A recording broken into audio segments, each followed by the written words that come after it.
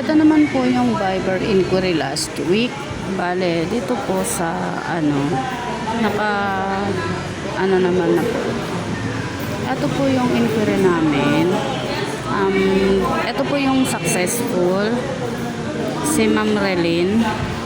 Nag-order po siya ng corporate jacket na 30 pieces. Worth niya po is 31,600.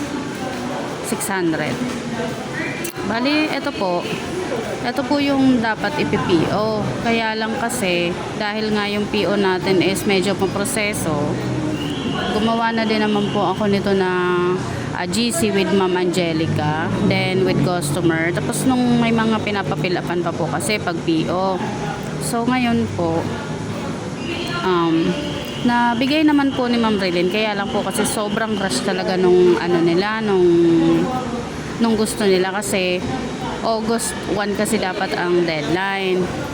So, ang maganda naman po is nabigay naman natin. Tapos, imbis na terms yung imbis na terms yung sa AR is naging production dahil nag-down payment po sila ng 10,000. So, na-process naman po agad natin ito.